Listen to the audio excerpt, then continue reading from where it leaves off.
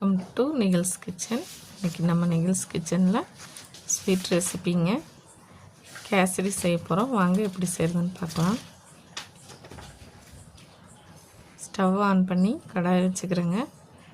கடாயில் தேவையான அளவுக்கு நான் வெள்ளை ரவை சேர்த்துக்கிறேன். நல்லா வறுபடுற மாதிரி சேர்த்துட்டு அது கூடவே ஒரு 1/4 ஸ்பூனுக்கு நெய் சேர்த்து நல்லா கலந்து விட்டுக்கிறேங்க. நல்ல வறுப்பட்டு வந்ததுக்கப்புறமா ஒரு தட்டில் மாற்றி வச்சுக்கலாங்க. இப்போ நல்லா வறுத்து வந்துருச்சுங்க. நான் மாற்றி வச்சுக்கிறேன்.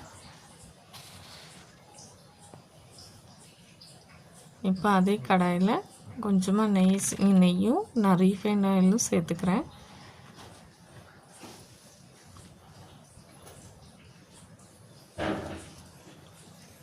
இப்போது முந்திரி திராட்சையை வறுத்தெடுத்துக்கலாங்க.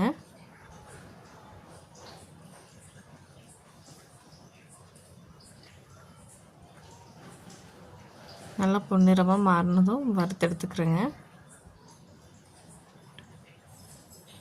அது கூடவே நான் கட் பண்ணி வச்ச பைனாப்பிள் சேர்த்துக்கிறேன்.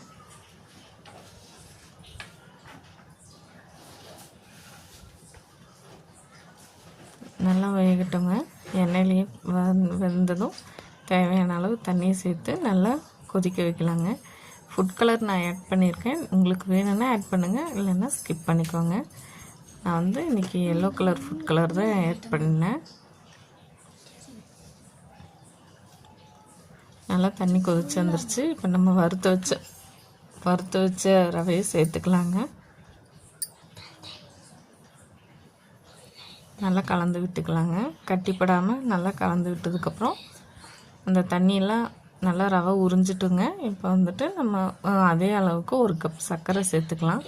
நான் இனிப்புக்காக எனக்கு தேவையான அளவுக்கு மட்டும் நான் சேர்த்துக்கிறேன். உங்களுக்கு வேணும்னா கூடுதலாக குறைச்சா சேர்த்துக்கோங்க.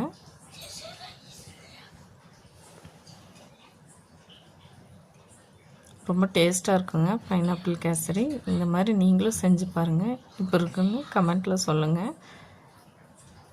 இப்போ வறுத்து வச்ச முந்திரி, திராட்சை, ஏலக்காய் எல்லாத்தையும் சேர்த்து நல்லா கலந்து விட்டுக்கிறேங்க. பார்க்குறக்கு இலக்கமாக இருக்குங்க. ஒரு 5 நிமிஷம் கழித்து பார்த்தோம்னா நல்லா கரண்டிலேயே ஒட்டாத அளவுக்கு வருங்க. இப்போ நெய் சேர்த்து நல்லா கலந்து இறக்கிக்கிறேங்க.